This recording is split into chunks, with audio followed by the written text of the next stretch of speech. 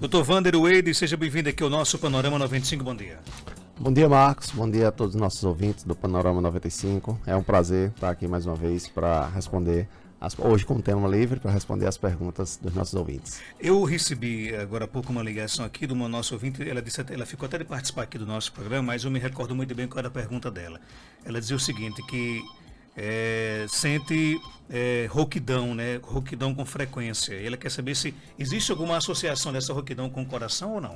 Marcos, existe, mas é muito mais provável que haja outros problemas que sejam causadores de rouquidão do que especificamente um problema cardíaco. Existem problemas infecciosos, algumas lesões de cordas vocais. Então, a gente recomendaria, de uma forma geral, que uma avaliação inicial fosse feita ou com o clínico geral, que poderia fazer uma história, uma coleta da história bem feita, um exame físico, ou então, se ela quiser partir direcionado para um especialista, a gente recomendaria que, de início, o especialista fosse o otorrinolaringologista, porque essa rouquidão certamente afeta de alguma forma, direta ou indiretamente, as cordas vocais. Então, o médico o especialista que poderia averiguar melhor essa situação em um momento inicial seria o otorrinolaringologista. Poderia ser ele ou um clínico geral. Mas existem outras causas que, de uma forma indireta, elas afetam as cordas vocais e provocam rouquidão. Por exemplo, doença do refluxo gastroesofágico. É uma doença que é do trato gastrointestinal, que é tratada por clínico geral e também pelo gastroenterologista, também pelo otorrino, porque existe essa certa associação, mas é uma doença do trato gastrointestinal e que resulta em uma alteração na região das cordas vocais e pode provocar rouquidão.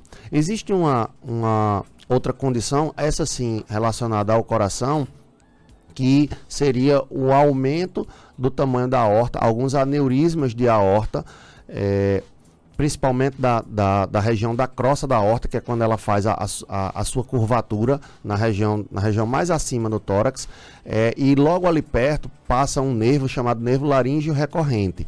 E algumas vezes o aumento da estrutura da aorta, ou seja, uma doença cardiovascular, acaba comprimindo esse nervo, o nervo laríngeo recorrente, e pode causar rouquidão. Entretanto, é uma causa muito, muito rara de acontecer. Por isso que a gente recomenda que inicialmente a avaliação ela seja feita com um clínico voltada para as cordas vocais, né, a avaliação, ou se for escolher um especialista que faça direto com o otorrino. São casos raros em que alguma doença cardíaca pode provocar essa rouquidão. Tem ouvido com a gente, bom dia. Bom dia, Marco, é Rita. Mas eu só sinto com a rouquidão quando eu estou assim, aperreada, estressada, preocupada.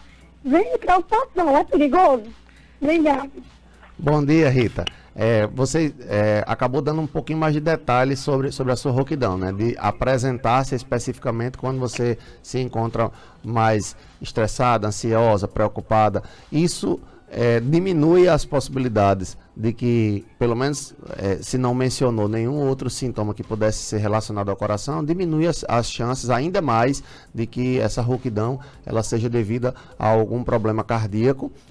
E eleva um pouco as possibilidades de que esse sintoma, ou de que essa queixa, ela possa estar relacionada com algum fator emocional. Então, existe a possibilidade de que esse sintoma seja uma somatização, né? A gente chama de somatização tudo aquilo que se expressa no nosso corpo, mas que provém primariamente da nossa mente, do nosso cérebro. Muitas pessoas somatizam, elas expressam as suas angústias, seus sofrimentos, por exemplo, na forma de uma dor na barriga. Ela tem um rebolo no estômago, ela tem um embrulho no estômago, uma náusea, né, quando ela passa por uma sensação de desconforto, especificamente um desconforto emocional. Ela tem uma emoção negativa, tem uma preocupação, passa por uma situação traumática e aí ela tem um embrulho no estômago. Outras pessoas tremem as mãos e as pernas, outras pessoas suam, Outras pessoas têm um aumento da peristalse do intestino e acabam procurando o banheiro para evacuar. Então, cada pessoa, ela reage, o seu corpo, ele reage de uma forma diferente àquilo que está na sua mente, a forma como a mente está processando as informações. Então, isso pode ser uma somatização. Você pode estar,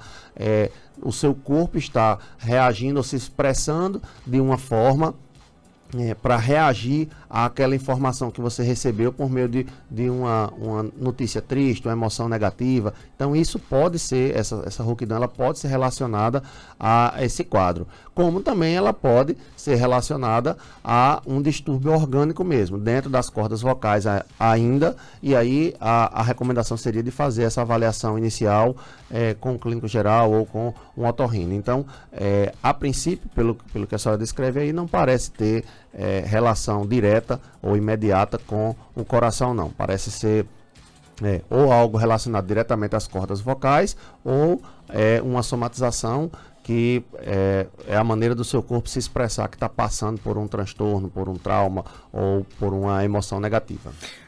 Doutor Wander, bom dia. Fui me consultar. Quando a enfermeira verificou, minha impressão estava 14 por alguma coisa. Eu fico ansiosa, não gosto de ir para médico. Vou no último caso. Eu sou hipertensa, minha mãe e minha irmã também. E aí? Pronto. Então, tem que acabar com esse medo do médico, né? É algo que não é fácil, viu, Marcos? Cerca de 30% dos pacientes apresentam o que nós chamamos de hipertensão do jaleco branco. Eles têm uma pressão arterial normal em casa, quando a gente encaminha-os para fazer as medições em casa, seja as medições caseiras, chamadas de automedição da PA, seja o exame, que é o que a gente chama de padrão ouro, para confirmação da pressão arterial, que é a mapa de 24 horas, que é a medição ambulatorial da pressão arterial. 30% dos pacientes que são hipertensos ou são categorizados como hipertensos porque a pressão está alta dentro do consultório ou quando o enfermeiro mede ou dentro da unidade básica de saúde, 30% desses pacientes que têm essas pressões altas lá no serviço de saúde, na verdade ela só está alta ali dentro do serviço de saúde. Em casa ela está normal e isso é confirmado por meio dessas técnicas. E é difícil da gente, é um trabalho contínuo que a gente tem de tentar tranquilizar as pessoas, mas infelizmente ainda é um local, né? Você procurar um serviço de saúde ainda é um local que causa uma certa angústia ou uma ansiedade antecipatória, porque você fica preocupado com o que é que o profissional vai dizer, ou preocupado em descobrir que tem alguma doença, alguma coisa, e isso de fato acaba ativando o sistema nervoso autônomo, especificamente o sistema nervoso simpático, acaba descarregando uma quantidade grande de adrenalina no nosso corpo e elevando a pressão arterial naqueles momentos. Isso é a rotina que a gente vê dos pacientes. Ela é hipertensa, ela mencionou já, né? O que precisa ser visto é se ela é hipertensa o tempo inteiro ou se ela tem apenas a hipertensão do jaleco branco. Ela só é hipertensa quando está lá dentro do serviço de saúde medindo a pressão lá. Se em casa ela tem pressões boas ou se ela tem as pressões altas. Esse valor de 14 por alguma coisa, né? No caso a pressão máxima é 14, como medida isolada, ele denota que para um paciente que já é hipertenso, considerando que ela já seja hipertensa, que a pressão pode não estar bem controlada. Entretanto, não é nenhum indicativo de que há uma gravidade no seu quadro de hipertensão e que a senhora deva procurar com urgência um serviço de saúde, um hospital, um pronto-socorro, uma clínica, porque uma pressão de 14 por alguma coisa, né, considerando que aí seja 14 por 7, por 8, por 9, até 14 por 10, provavelmente não tem nenhuma repercussão imediata sobre o sistema cardíaco, sistema cardiovascular e sobre nenhum dos outros órgãos que nós chamamos de órgãos-alvo, que são órgãos importantes para as nossas funções, como por exemplo os rins e os olhos. Então, uma pressão de 14, ela não interfere imediatamente sobre nenhum desses órgãos e nem sobre o sistema cardiovascular. Então, não há uma urgência da senhora, quando tiver com essa pressão de 14, preocupar-se ainda mais por conta disso e querer tomar alguma medida rápida ou então buscar um apoio imediato, porque não há nenhum órgão seu correndo riscos por conta dessa pressão. Essa pressão de 14, ela não faz bem ao longo de vários anos, de várias décadas. Então, se você dorme e acorda com essa pressão de 14 por 10 anos, por 20 anos, por 30 anos, aí então é que a gente começa a desenvolver problemas por conta da hipertensão. E a hipertensão, ela traz problemas sim. Ela é a principal causa de pacientes irem para a hemodiálise, ela causa insuficiência cardíaca, ela é um dos fatores de risco para a doença aterosclerótica, que é a angina e o infarto, que leva à angina e ao infarto. Ela é uma das principais causas que levam ao acidente vascular cerebral, mas tudo isso não acontece da noite para o dia. Não é porque a minha pressão hoje está 14 por alguma coisa que eu amanhã ou agora mesmo de tarde eu vou ter um desses problemas. Por isso que não há urgência nessa conduta. Entretanto, ela precisa ser cuidada. A primeira coisa é verificar mais vezes. É o que a gente habitualmente pede. E essas medidas que a gente pede, medidas em casa, seja a medição, automedição, né? Você mesmo medir e anotar, ou seja na mapa de 24 horas, elas dão pra gente vou parafrasear o nome do programa aqui, dão um panorama melhor da situação da pressão do paciente, para que a gente consiga entender até onde a gente precisa intervir com medicações, que dose das medicações a gente precisa fazer e o que é que a gente precisa regular além disso para obter um bom controle da pressão. Porque algumas pessoas pensam, Marcos, que a pressão arterial ela é uma fixa durante um dia inteiro ou durante uma vida inteira.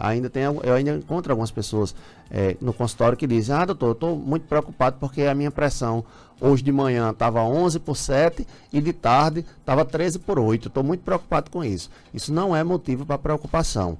A nossa pressão ela oscila, desde que essa oscilação ela não seja muito brusca, você não varie, por exemplo, agora ela está 9/5 e daqui a meia hora ela está 20/11, que é uma oscilação absurda de brusca. Se você não tem uma oscilação desse jeito, uma hora ela está 11/7, outra hora está 12/8, outra hora está 13/8, essas oscilações elas fazem parte da fisiologia do corpo. Isso é fisiológico, isso é natural do nosso corpo. Na verdade, a cada batida do coração, o coração ele sente qual é a necessidade do corpo e ele gera uma pressão diferente. É apenas que, na maior parte das vezes, a gente está dentro de uma média. Então, eu sempre meço ali, está 12/8, está em torno de 12/8. Às vezes, se você for bem preciso, bem calculista, na verdade vai ser um pouquinho a mais de 12 ou um pouquinho a menos, e a gente vai verificar que essas pressões elas distinguem-se um pouquinho. Mas quando você faz essa medida que algum profissional diz para você, provavelmente ele está arredondando esses valores para 12,2, 11,9, e aí ele arredonda para 12 para dizer: não, sua pressão está em 12/8, mas ela oscila ao longo do dia. Então, uma coisa que a gente precisa entender: essas pressões elas oscilam e a gente precisa ver uma média das pressões, a gente precisa ver mais valores de pressões para poder tomar alguma conduta definitiva em relação à pressão do paciente. Então, minha amiga, você que nos disse isso, sua pressão está 14 por alguma coisa, existe algum indício de que ela pode não estar bem controlada. Entretanto, isso não é nenhuma urgência, você não está correndo nenhum risco imediato, nem à vida, nem a nenhum dos seus órgãos.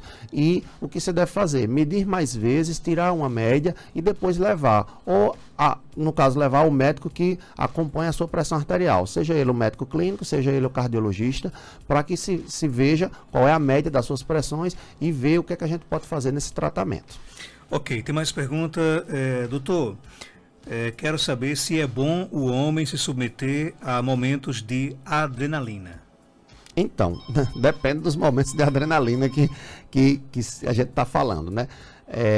E, por exemplo, você praticar uma atividade física, você se submete a uma descarga do sistema nervoso simpático. A gente fala muito aqui disso, do sistema nervoso simpático, da descarga da adrenalina, e dá, às vezes, essa impressão de que ela é sempre maléfica, mas não é. Na verdade, você fazer uma atividade física, fazer um exercício físico, por exemplo, ir para a academia, fazer uma caminhada, uma corrida, jogar futebol, ciclismo, tudo isso ativa o sistema nervoso simpático e faz com que, naquele momento, você tenha descarga de adrenalina. Entretanto, a gente sabe que após esse momento, essa autorregulação do corpo, ela leva a efeitos benéficos.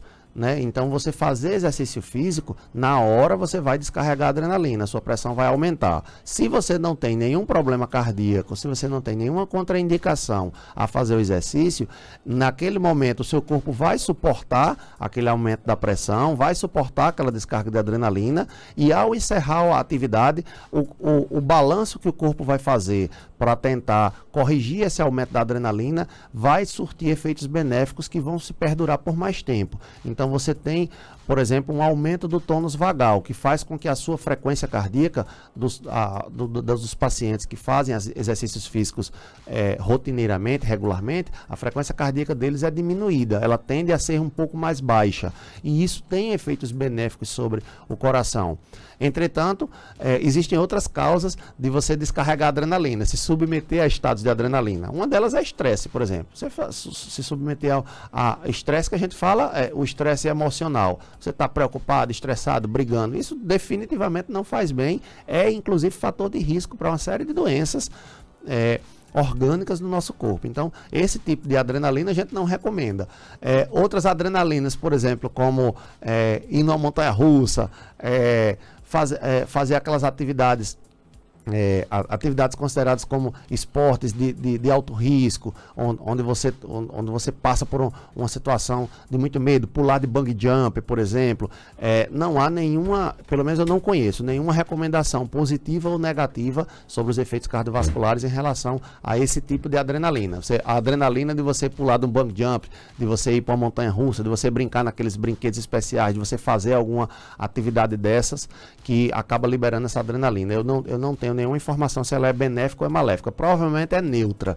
Ela não traz nem efeitos bons, nem efeitos ruins. Então, eu não tenho recomendações específicas a fazer. Quem quer fazer, pode fazer. Se não tiver contraindicação, né? Quem não quer fazer, não faça, porque também, até onde eu saiba, não vai produzir nenhum efeito benéfico. Mas é isso, assim, a adrenalina, ela é liberada em situações diferentes, porque a gente precisa ver qual é a situação que libera a adrenalina para saber se ela faz bem ou não ao nosso coração. Bom dia. Tomar mais de 5 xícaras de café por dia faz mal para a saúde? Pode fazer mal para a saúde. Eu não me lembro mais quantos miligramas tem numa xícara de café, mas até onde eu me lembro da última vez que a gente trouxe, que eu estudei até para a gente trazer esse trabalho aqui, eu acredito que 2 ou 3 xícaras de café de 240 ml aproximadamente são seguras para consumo humano todo dia. Quando você fala em 5 xícaras de café, eu estou presumindo uma xícara de 200 ml aproximadamente. Já dá em torno de 1 litro de café. Então isso pode conter uma quantidade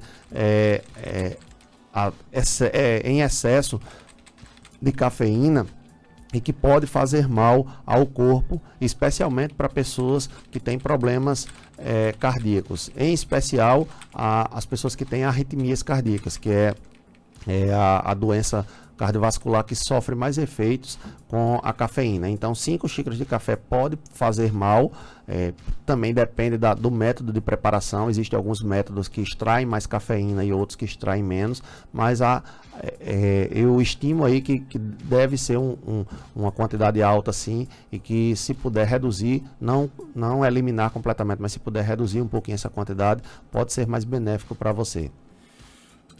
Tem outra pergunta. Sou hipertenso, tomo hidroclorotiazida, isso é? Isso, exatamente, hidroclorotiazida. Losartana e Celozoc? Celozoc, Celozoc, é o nome né? comercial, a medicação é metoprolol. Ela quer saber se tem que tomar esse medicamento sempre. Também depende, né? Ontem eu fiz uma brincadeira com um paciente que toma uma medicação. Aí ele me perguntou: doutor, até quando eu tenho que tomar essa medicação? Eu brinquei com ele, eu disse: olha, qual é a sua religião? Ele disse: eu sou católico. Eu disse: então essa sua medicação ela deve ser tomada até a missa de 7º dia. Então, depois que você falecer, se Deus quiser, daqui a muitas e muitas décadas, a sua família já vai ter que ir lá colocar no local onde você foi sepultado, colocar o seu remedinho lá. Eu brinquei, né? Existem algumas medicações que são de fato para a vida toda, enquanto outras elas são utilizadas por um determinado período de tempo. Os medicamentos para pressão, via de regra, são medicamentos de uso crônico. Você não tem previsão de retirá-los. Então a gente não tem intenção de retirar a medicação, a não ser que ela tenha sido iniciada por uma razão muito específica, por um momento específico que a pessoa está vivendo, e aí depois que você corrige isso, você pode suspender. Como são 3 medicações, losartana, hidroclorotiazida e metoprolol, muito provavelmente esse paciente ele tem uma hipertensão que requer o uso dessas medicações, dessas 3, e que mesmo que ela esteja muito bem controlada, vai precisar de pelo menos 1 ou 2 delas.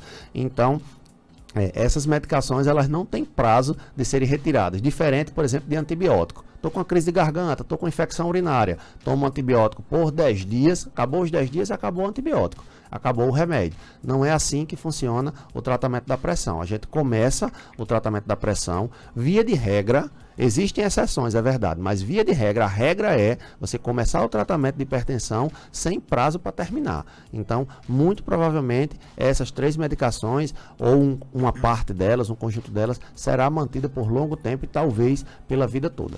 Tem mais pergunta aqui chegando, vamos ouvir. Bom dia, Marcos Dantas. Bom dia, doutor Wander. Bom dia. Eu tomo o Abloc 25. Certo. Gostaria de saber se eu posso tomar o remédio Se Acalme à noite, assim, para eu dormir. Obrigada. Ela tem 61 anos de idade. De nada. Levando-se em consideração apenas o fato de que a senhora mencionou aqui que toma o Abloc, provavelmente é hipertensa, não há nenhuma contraindicação a respeito, não há nenhuma interação, eu desconheço interação medicamentosa entre o Abloc, que é o atenolol, e a medicação Se Acalme, que é um extrato da passiflora, que é acho que da folha ou da flor do maracujá. Então, eu não vejo contraindicação a isso. Como é uma medicação que inclusive ela é utilizada sem prescrição médica, ela é consumida sem prescrição médica por ser um extrato, de plantas. Então, eu não vejo contraindicação apenas por essa relação. Outras questões poderiam ser levantadas nesse momento, se a senhora usa algum outro tipo de medicação para outras doenças, se a senhora tem algum histórico de alergia a medicações, algum efeito colateral, mas baseado especificamente na sua pergunta, não tem nenhum problema com relação ao uso do Abloc, não vai sofrer interferência nenhuma do uso do Abloc com o Se Acalme. Tem ouvido com a gente, bom dia. Bom dia. Oi, Aparecida, você fala de onde? Do Vila. Vila do Príncipe? Sim. E aí, qual a sua Não, pergunta? eu queria perguntar a ele, porque assim, minha pressão era alta, chegava a 22, assim. Aí teve um dia que eu me senti mal e eu fui para o hospital. E tomei 3 comprimidos. E a médica mandou ir para o médico de coração. Então é assim, eu tomo losartana e esse outro locacina não sei o que eu não sei mais o nome, que a menina falou. Então ele botou assim, eu tomava só 2 de noite, os 2 lotazana e não tomava o outro. E ele passou, eu tomava os 3 comprimidos. Então, controlei minha pressão, tá assim. Minha menina tira de noite, eu tenho de 2 em 2 dias que tá 7 por 5, 8 por 5. Aí eu queria saber se eu continuo ficar tomando meus remédios. Entendi, pronto. Então, aí a gente tem uma informação nova. Veja que a gente trabalha com as informações que a gente recebe. Deixa eu só entender, ela é a mesma pessoa que havia feito aquela pergunta inicial ou não? Eu não sei. Não sabe. Não sei se é, mas me pareceu ser a mesma pessoa que tinha falado da losartana, hidroclorotiazida e o Celozoc. Não sei se é a mesma, mas qual é a informação que a gente tem aqui? Bom, eu tinha respondido naquela ocasião da pessoa que toma losartana, hidroclorotiazida e Celozoc, que quem toma um remédio de hipertensão toma pelo resto da vida. Entretanto, você planeja tomar pelo resto da vida para controlar a pressão. O objetivo é você manter a pressão dentro de uma determinada faixa e nitidamente essa pressão de 7 por 5 ela está fora dessa faixa. Ou seja, as medicações elas estão fazendo mais efeito do que o que deveria. Está tão bom que está começando a estragar. Então, nesse caso, esse conjunto de medicações que a senhora toma, ele precisa ser ajustado. Eu não posso fazer isso porque a senhora nem mencionou todas as medicações. Eu não sei se era o mesmo caso que a gente acabou respondendo antes, então eu não sei do histórico anterior da senhora, então não posso recomendar a senhora aqui que faça isso ou faça aquilo, mas certamente a senhora vai precisar de fato fazer uma redução, uma diminuição da quantidade das medicações que está tomando, ou pelo menos diminuir a dose dessas medicações. Pode até continuar tomando as mesmas, mas em uma dose menor. Então, essa recomendação é: volte para o mesmo médico que prescreveu essas medicações, ele já conhece o quadro clínico da senhora, já conhece o seu histórico. Volte a ele, apresente as medicações que a senhora está tomando, e então a senhora vai mostrando a ele essa situação. Olha, eu estou tomando essas medicações e minha pressão está 7/5, com certeza essas medicações elas serão ajustadas, ela vai ser diminuída, ou a quantidade dos comprimidos ou a dose de cada um desses comprimidos. Ok, né? Então tá aí. É importante que ela possa realmente procurar o especialista médico. Isso, exato. Ela, pelo que descreveu quando ela falou conosco, ela descreveu que foi o médico que fez a prescrição depois que ela foi ao hospital com uma pressão muito alta de 22 por alguma coisa. Então, esse médico que já prescreveu já conhece o quadro dela, já pode fazer esse ajuste da terapia. Tem outra pergunta aqui, chega, doutor: sinto dor de cabeça de manhã, de tarde e de noite. Pode ter alguma coisa com relação ao coração? Raramente tem. É mais comum que a dor de cabeça eleve a pressão do que a pressão ela seja responsável por elevar a dor de cabeça, que é uma queixa que muitos pacientes acreditam ter. Olha, toda vez que eu estou com a minha cabeça doendo e a minha pressão está alta, a minha cabeça só começou a ficar doendo porque a minha pressão subiu antes. Na verdade, o contrário é mais comum. A dor de cabeça aparece primeiro e depois disso você tem uma elevação da pressão arterial. Existem algumas condições em que você pode sim ter dor de cabeça como efeito ou como sintoma de uma doença cardiovascular. Entretanto, é muito mais comum. A dor de cabeça é a dor mais comum que existe no ser humano. Então, é muito mais comum que essa dor de cabeça ela não tenha relação com o coração. Então, se ela é frequente, a gente recomenda inclusive que você faça uma avaliação médica para tentar tratá-la e tentar descobrir se existe alguma causa secundária. Se ela é esporádica, de vez em quando eu sinto essa dor, aí você pode fazer só uso em caso de analgésicos simples. Pela sua descrição, como sempre de manhã, de tarde e de noite, se isso é todos os dias, é motivo para você fazer já um tratamento profilático. Evitar que a dor de cabeça apareça, em vez de tomar apenas o medicamento quando a dor de cabeça já está instalada.